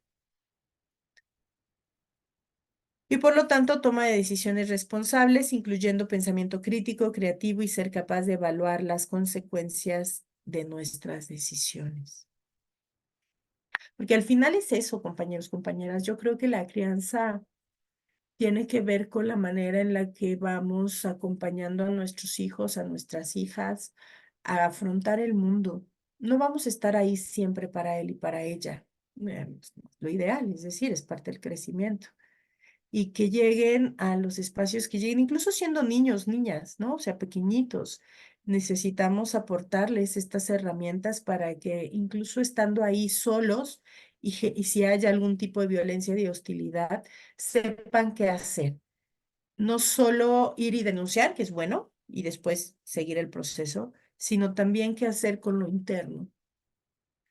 Porque si no les ayudamos a eso, se quedan, no saben resolverlo, no aprenden a resolver en lo interno, o sea, a mí qué me pasó. Y entonces, pues ahí es cuando nos volvemos, ¿no? Si somos víctimas, y no lo resolvemos, no lo sanamos, nos volvemos victimarios. Y entonces voy a estar por la vida como culpando a todos, responsabilizando a todos. Y sí, o sea, seguramente habrá, ¿no? O sea, pienso mucho, yo trabajo, ¿no? Para el servicio, soy funcionaria pública, pues como servidora pública, de repente les digo, sí, claro, el Estado tiene responsabilidad en muchos sentidos, ¿no? Y también es cierto, pues no me puedo quedar o nada, o sea, yo no me sano mis heridas, si la escuela no lo resuelve, entonces yo no hago nada, o sea, yo no sano mis heridas, o sea, necesito ir sanando, o sea, como simultáneamente, ¿saben? Sanar mis heridas y también ir, ¿no? Pidiendo justicia, esforzándome para que se resuelva en términos estructurales, institucionales y también a nivel personal, ¿no? Entonces creo que esto de la paz es simultáneo en varios niveles, a nivel personal, a nivel familiar, a nivel vecinal, de escuela, a nivel de estado, a nivel de municipio, a nivel de gobierno federal. Ujú. Pero sí empieza, hay una parte muy importante, no sé si empieza, pero sí es una parte muy importante el nivel personal. Comunicación para la paz, que es la comunicación asertiva o escucha activa, ¿no? Escucha empática, escucha compasiva. Tiene dimensiones y habilidades asociadas. Otra vez vemos autoconocimiento. Para tener esta comunicación para la paz, esta comunicación asertiva y escucha activa, necesito autoconocimiento, que es atención, conciencia de las propias emociones, autoestima, aprecio, gratitud y bienestar. Y esto es bien importante porque si yo me conozco y, por ejemplo, o sea, o sea, Ana Lilia Salazar, cuando me enojo,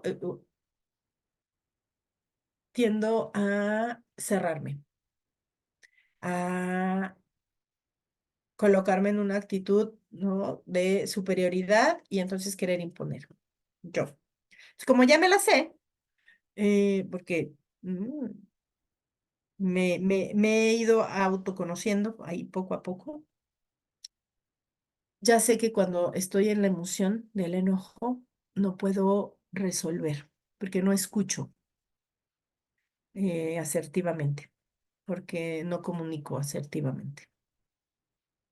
Entonces, ¿qué hago? Ya sé que está el enojo, ya me sentí, ya sé dónde está el enojo, ¿no? Cuando me enojo está se me arde el estómago, la panza, siento ahí un nudo, estoy enojada, en este momento no puedo resolverlo porque no estoy escuchando, porque no estoy comunicando asertivamente. Entonces, ¿saben qué? Necesito unos minutos porque ya estoy un poco desbordada. Y paro. Reviso mi emoción, reviso qué me molestó, qué fue exactamente en qué momento, qué palabra, qué acto, qué gesto fue el que me molestó. me doy un tiempo, respiro profundamente, respiro, conecto. Y si es en ese momento que se tiene que resolver, regreso e intento resolverlo. Y si no, me doy el tiempo que yo crea necesario para volver al diálogo y a la, ¿no? de tal o cual situación. Desde otro lugar, ya no desde el enojo, ya desde otro lugar, y entonces eso abre la posibilidad de la comunicación asertiva y de la escucha activa, porque para comunicar necesito escuchar. Y cuando me enojo, no escucho. O sea, ni siquiera a mí, solo escucho mi enojo. ¿Mm? Autorregulación, esto, es decir, me permite saber en qué momentos si estoy en condiciones, en qué momentos no. Expresión de emociones, es decir, no es lo mismo decir, oye, me molestó esto cuando no estás molesta, a decirlo cuando estás molesta. Ujú. O sea, porque entonces creemos que, no, pues es que yo le dije que estaba enojado, ¿por qué estoy enojado?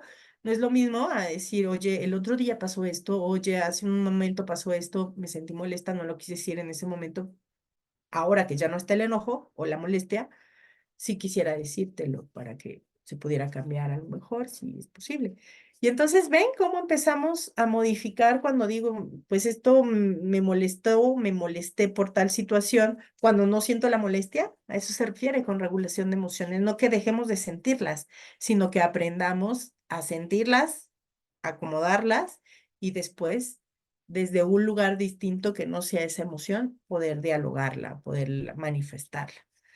Autogeneración de emociones para el bienestar, ¿no? A ver, yo ahorita estoy a punto de la crisis, necesito respirar, tararear esta canción me relaja, me establece, me armoniza, me regresa a mí, caminar, ¿no? Cada quien tendrá sus propios mecanismos de autogeneración, autorregulación, sin embargo es importante conocerlos y para eso pues necesitamos autoconocimiento. Eso me lleva a la autonomía, que es iniciativa personal, identificación de necesidades y búsqueda de soluciones, liderazgo y apertura, toma de decisiones y compromiso, y autoeficiencia. Entonces empiezo a comprometerme conmigo, con mi bienestar emocional, y en la medida en la que yo me comprometo conmigo y mi bienestar emocional, orgánicamente se va generando la empatía, porque entonces me puedo comprometer también con, con con el bienestar emocional de las otras personas y entonces incluso puedo llegar hasta hacer cosas o dejar de hacer acciones para que la otra persona se sienta cómoda. Y no porque me lo pida o me lo imponga, sino porque aprecio el bienestar, porque sé los beneficios. Y sí, dicen por ahí, ¿no? Y entonces empiezas a decidir por tu paz sobre tener la razón, ¿no? Dicen por ahí, ¿cómo era el dicho? ¿Qué prefieres, tener la razón o tener paz? Tener paz. Si eso nos da, pasamos, ¿no? Entonces empieza a generar la empatía, claro, si en ese momento, o sea, no genera daño para nadie, ¿verdad? Entonces nos da empatía, bienestar y trato digno hacia las otras personas, primero empezando por mí, necesito tratarme dignamente para poder mostrar con mi ejemplo que la dignidad es fundamental, la dignidad de todas las vidas, de todas las personas, lo de todas las vidas, no solo personas. Tomar una perspectiva en situaciones de desacuerdo o conflicto, ¿no? O sea, no solo reaccionar y decir yo tengo la razón y se tiene que hacer así, sino poder tomar perspectiva, igual vamos llegando a un acuerdo y resolvemos pacíficamente el conflicto. Reconocimiento de prejuicios asociados a la diversidad, esto que les decía, no siempre la manera en la que yo vivo es la manera, o sea, puede haber otras formas. Eh, y eso no quiere decir que sea eso, la diferencia no es un enemigo que me genera miedo y necesito atacar, necesito, este, eh, negar o necesito desaparecer, ¿no? Sino la diversidad a lo mejor me puede dar curiosidad, me puede generar incluso dudas, pero eso me voy acercando cuidadosamente, ¿no? Pero me voy acercando, pero no miedo que haga que yo diga, ay, me da miedo y entonces eso es un peligro y entonces hay que acabar con él, ¿no? Eso me permite sensibilidad hacia otras personas, grupos que incluso sufren exclusión o discriminación y cuidado de otros seres vivos y a la naturaleza. Por lo tanto, se desarrollan habilidades para la colaboración, comunicación asertiva, responsabilidad, inclusión, resolución de conflictos y una noción de interdependencia, que es distinto a la codependencia, ¿verdad? La codependencia es desde un lugar de apego ansioso o evitativo, la interdependencia es desde un apego del cuidado, ¿no? De mi cuidado y del cuidado de la otra persona. ¿Por qué? Pues porque nos necesitamos. ¿Por qué? Pues porque además eh, nos vamos, diría Paulo Freire, ¿no? Nadie salva a nadie, nadie se salva solo, nadie salva a nadie, nos salvamos en comunidad. Cuando hablamos de autoconocimiento, hablamos del ser, del hacer, del pensar y del sentir, ¿verdad? Son varios elementos que están conjugándose y en el centro estamos nosotros, que es nuestro autoconocimiento. ¿Quiénes somos? ¿Para qué hacemos lo que hacemos? ¿Qué pensamos? ¿Cuáles son nuestras ideas? Esto es bien importante, ¿eh? ¿Cuáles son nuestros pensamientos? ¿Hacemos limpieza, higiene mental? ¿Limpieza de nuestras ideas, de nuestras creencias? ¿O nunca nos habíamos preguntado que tal vez, o nos habíamos cuestionado que tal vez mis creencias pueden cambiar? Que tal vez es que eso que me enseñaron no necesariamente tiene que ser así siempre. ¿Quién soy? ¿Con qué estoy comprometido, comprometida en la vida? ¿Lo que hago, a dónde va a dar? ¿A un beneficio solo personal o colectivo? ¿Qué siento? ¿Cuándo lo siento? ¿Cómo me siento?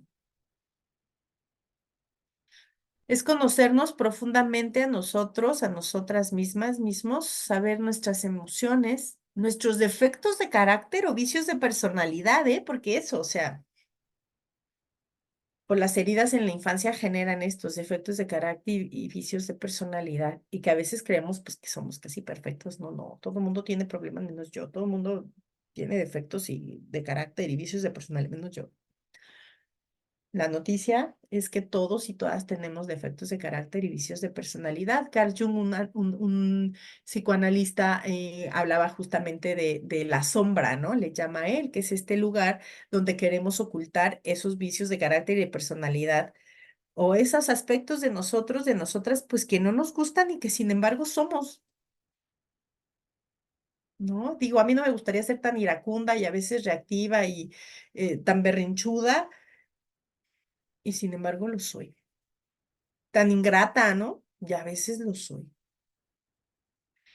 No me gusta, lo mantengo ahí en la sombra, en la oscuridad, y sin embargo lo he asumido, sí lo soy, sí lo eres, sí lo soy. Y sale, se aparece. Y cuando se aparece ya me doy cuenta. Y a veces incluso puedo hasta rectificar. No, siempre me sale, pero a veces sí. O a veces puedo frenarlo y digo, estoy haciendo berrinche. Bueno, sí, disculpe, ¿no? Recapitulemos. No siempre sale, pero a veces sí. Mediación y negociación familiar. ¿Cuáles son los beneficios de que aprendamos con todo lo anterior, autoconocimiento, habilidades para la vida, comunicación, para la paz?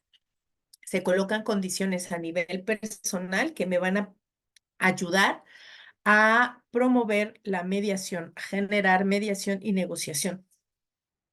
En un primer momento a nivel familiar. Bueno, incluso propias, ¿verdad? Porque yo les preguntaría, ¿ustedes negocian con ustedes mismos, mismas?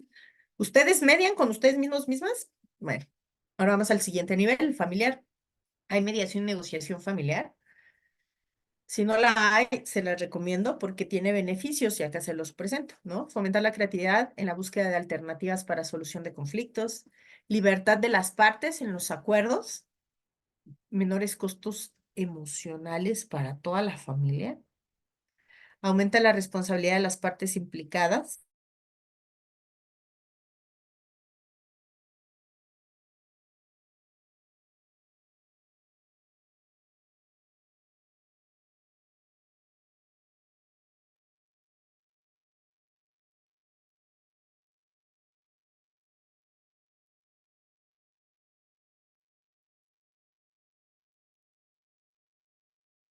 Hola, hubo ahí una falla técnica. Te perdimos ahorita. Gracias. Listo. Entonces les decía, los niños, las niñas van teniendo cierta responsabilidad, implicándose en responsabilidades de acordes a su edad. O sea, el niño de 5, de 6, va a tener ciertas responsabilidades que por supuesto no van a ser similares a la de mi adolescente de 13, 14, 15, 16, ¿verdad? Claro. Y sin embargo, sí va a haber, ¿no? Responsabilidad en la medida, pues, de su desarrollo. Y eso es bien importante. Y es un método, por lo tanto, es un método que mejora las habilidades para la vida de las personas integrantes del núcleo familiar. No solo del niño o de la niña, claro, pues es nuestra responsabilidad porque somos los adultos, las adultas, decidimos tener, ¿no? Y tener a este hijo, a esta hija y crecerlo, criarlo, ayudarlo a crecer. Somos los adultos, las adultas. Y sin embargo, también podemos aprender de ellos y de ellas. Y seguro pues, les pasa, ¿no? Que vamos aprendiendo así de, oye, mira, esa manera en la que resuelve naturalmente, porque pues así es su carácter, su personalidad. Oye, qué interesante. Oye, me gusta esta parte de mi hijo, de mi hija, ¿no?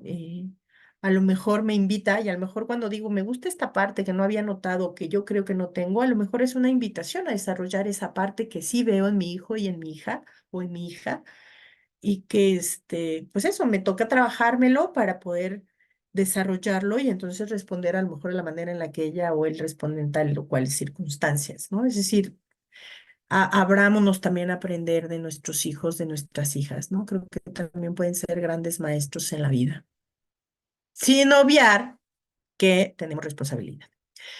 Y justicia restaurativa, ¿no? Esto me permite, es una noción muy en el marco de lo legal, vaya, ¿no? Es alternativa a la justicia punitiva, ¿no? ¿Pero qué me permite la justicia restaurativa? Pues pensar que el castigo no es la manera en la que yo voy a resolver las consecuencias de algunas acciones, pues, de agresión o de violencia, ¿no? Sino que hay otras maneras. El señor Ser, en su libro El pequeño libro, señala que la justicia restaurativa nos ayuda a mirar que es importante que las necesidades de las víctimas sean atendidas, ¿no? Es decir, no solo el castigo resuelve, ¿no? Hay que reparar, hay que, en la medida de lo posible, resarcir los daños de nuestras acciones, las consecuencias de nuestras acciones que generaron, pues eso, violencia, que generaron daño. Nos dice que los ofensores sean motivados para asumir su responsabilidad. Entonces, ¿qué pasó? ¿Qué le pasó a la víctima con mi agresión o con mi acción? ¿Qué le pasó a esta persona con no? Si no llegué a tal hora que mi mamá me pidió que llegara a tal hora, hay consecuencia, por supuesto, ¿no? Y mamá, pues en realidad no es porque quiera que llegues a tal hora, sino porque es un tema de cuidado, te está cuidando y porque pasó algo en mamá y en papá o en el cuidador porque tú no llegaste a tal hora, estaba muy preocupada, me estaba ocurriendo esto.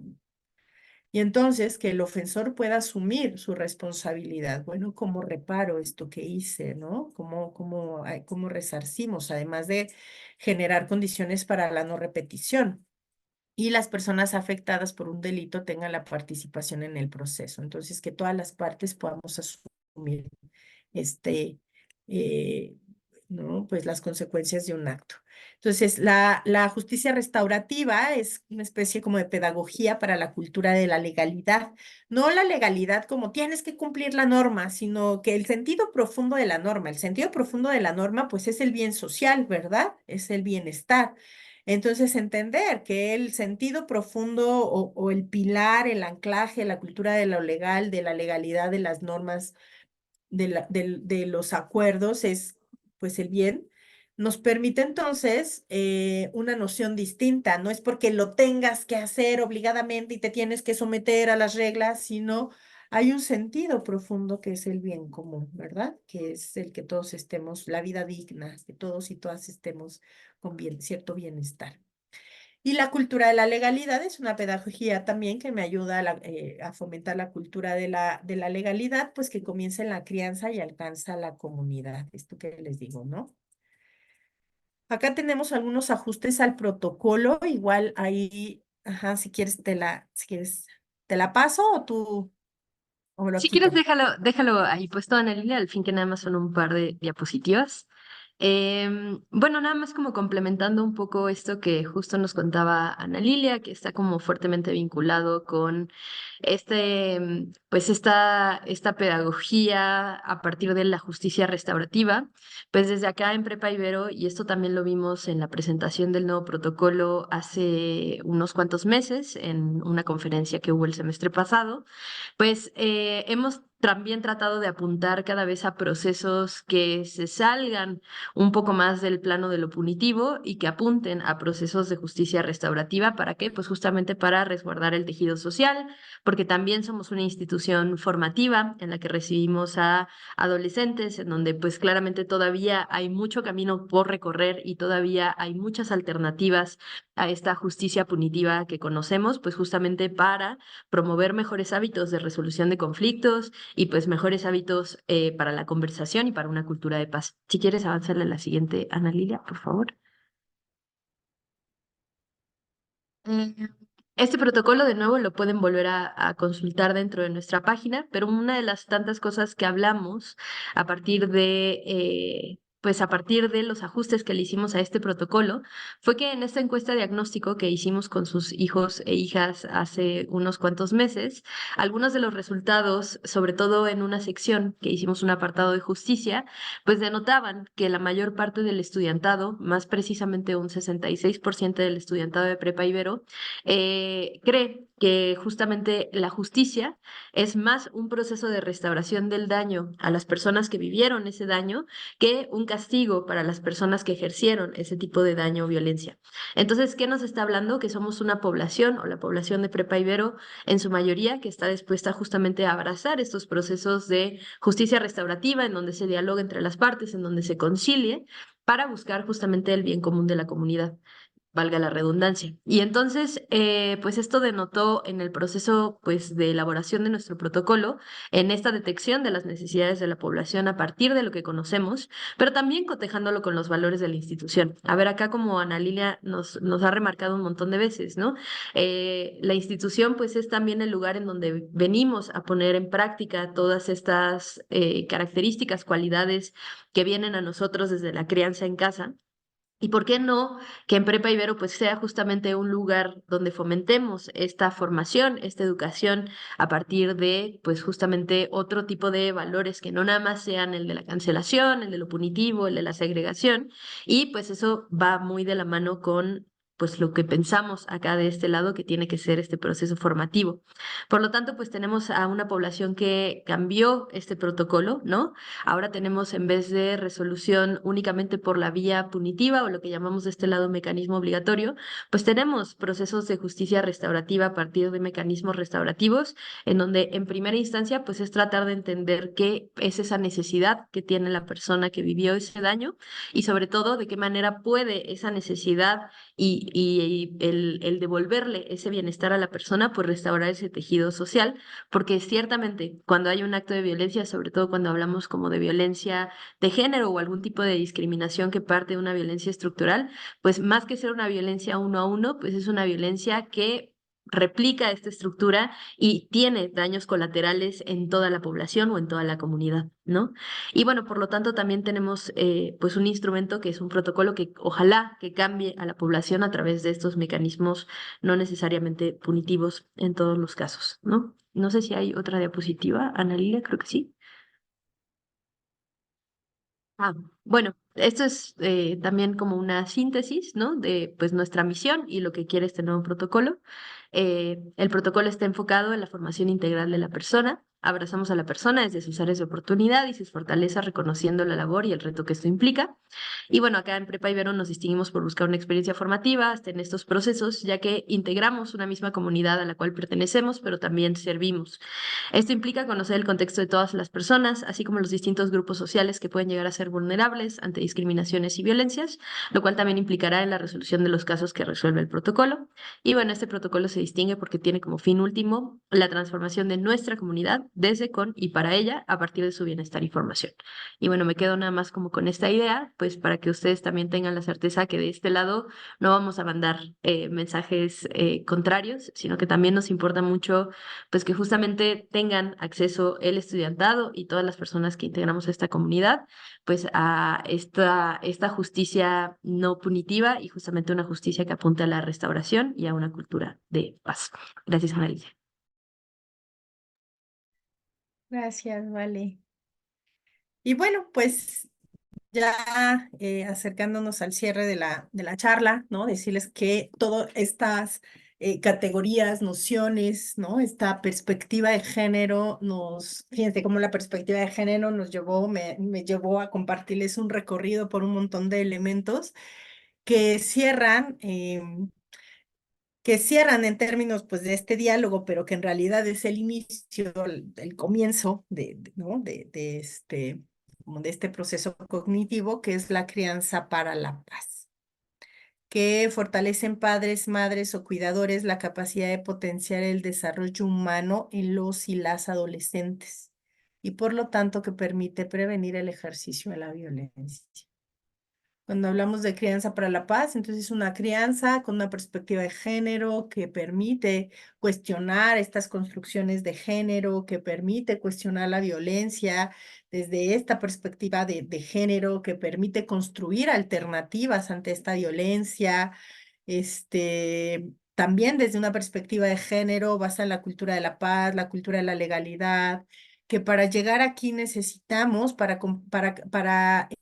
fortalecer la capacidad para potenciar el desarrollo humano de los y las adolescentes, los padres, las madres, los cuidadores, las cuidadoras, pues necesitamos fortalecernos también, desarrollar estas habilidades, estas capacidades, aprender nuevos conocimientos, ¿no? Cuestionar nuestros propios, o sea, cuestionar los valores que ejercemos, cuestionar nuestros propios pensamientos, ideas, em, incluso cuestionar nuestros propios estereotipos y nuestros prejuicios, porque en esa medida vamos a poder entonces ayudarle a nuestro adolescente, a nuestra adolescente a desarrollarse en términos humanos, ¿verdad? Que, bueno, van a la escuela para aprender cosas en la escuela, pero al final, y también, ¿no? Y más, digo, en Prepa Ibero, por esta base jesuita que tiene, ¿no? Y, pues este fomento de desarrollo humano que tiene por sí misma la institución, pero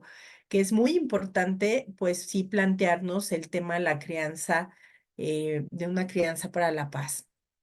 Cuando hablamos de crianza para la paz, también la podemos encontrar como crianza consciente, crianza con ternura, crianza con responsabilidad afectiva, crianza positiva, ¿no? Tiene diversidad de motes, de ideas, de nociones, pero que tiene que ver con esto que ya hablamos, con habilidades para la vida, socioemocionales, aprender a regular nuestras emociones, y eso nos implica autoconocimiento para generar empatía o actitudes empáticas, comportamientos de no violencia y por lo tanto interrelación, es decir, vinculación desde el cuidado con corresponsabilidad en todos los sentidos, principalmente afectiva.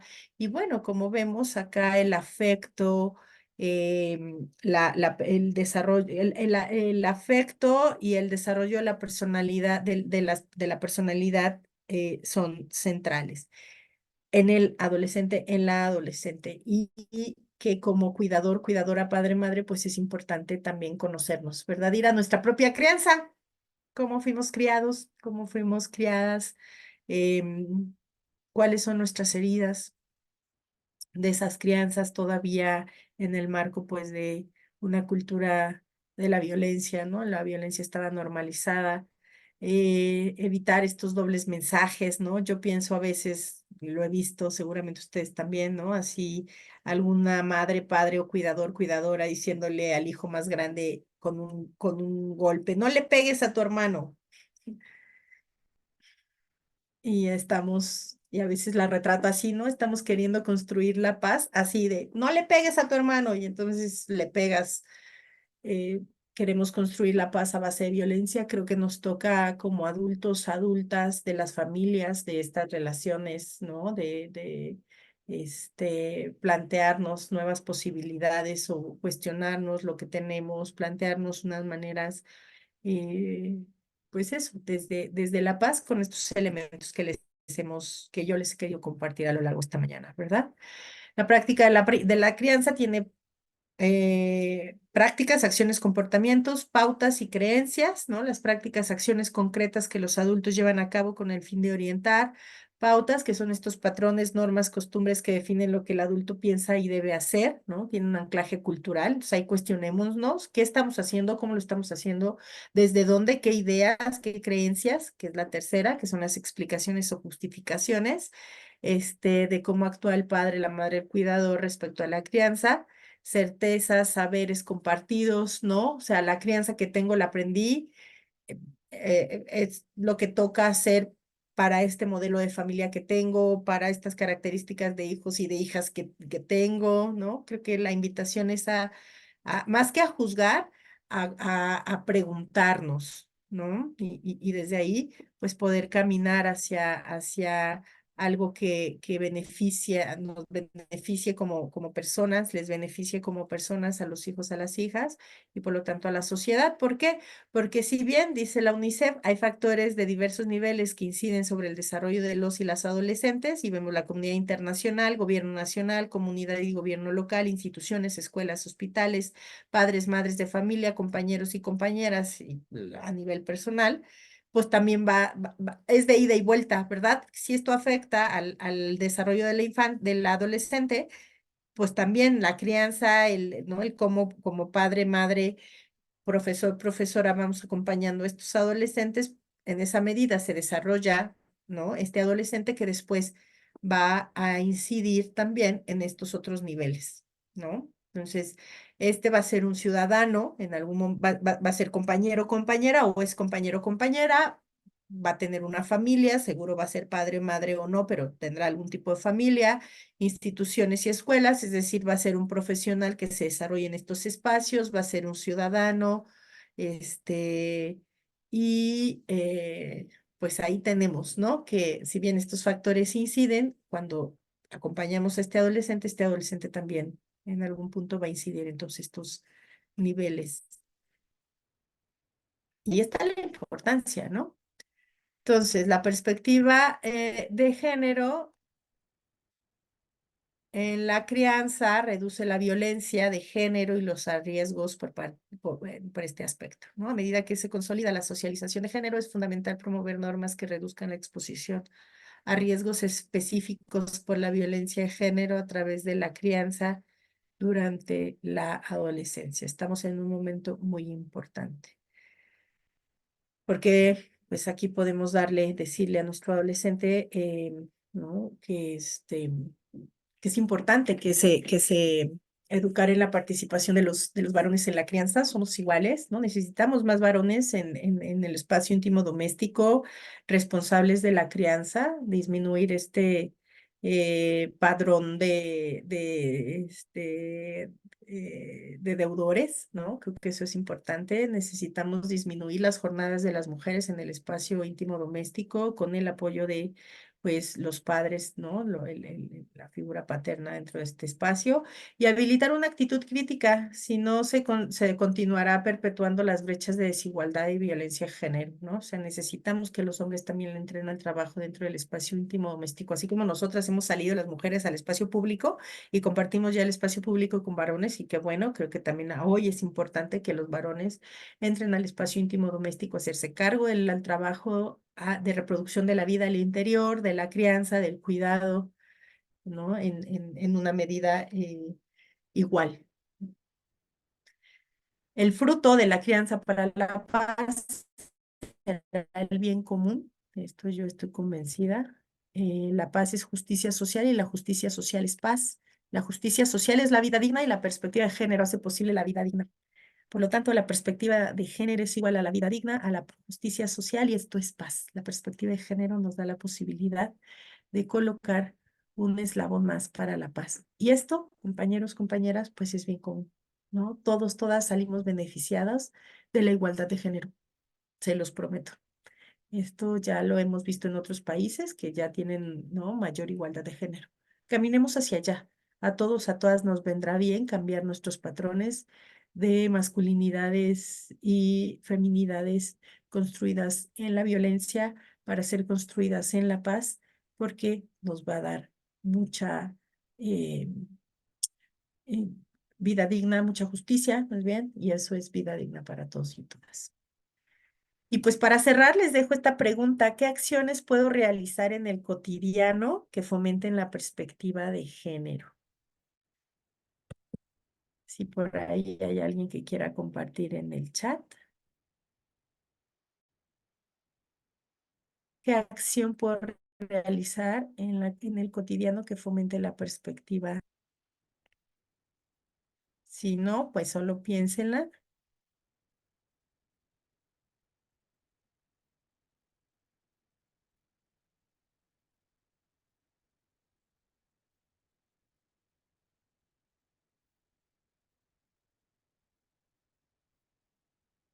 Pues muchas gracias. Con esto voy cerrando.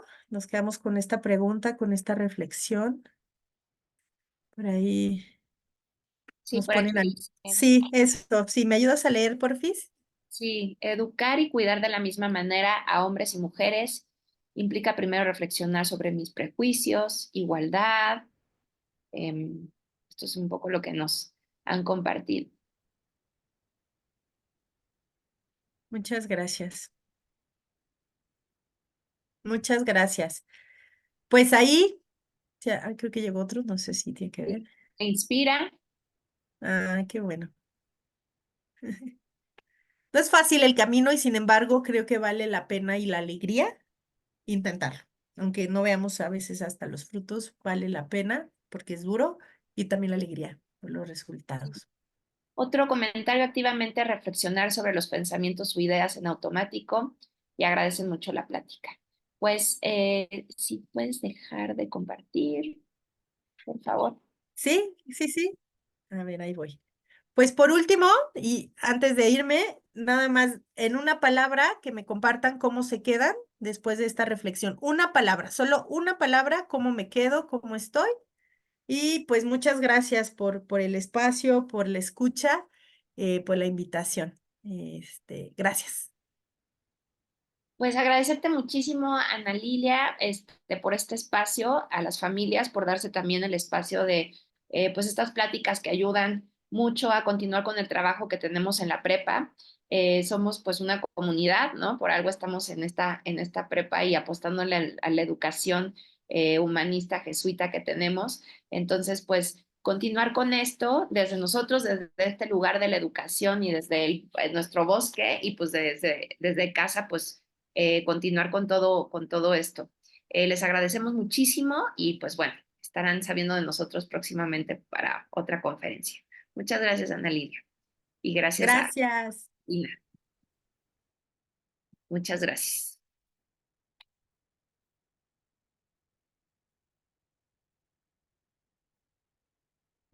Claro, Ana Lidia, si me puedes escribir tu mail. Ah, ya lo tenía, ¿no? Eh, Sí, de hecho te mandé te acabo de mandar.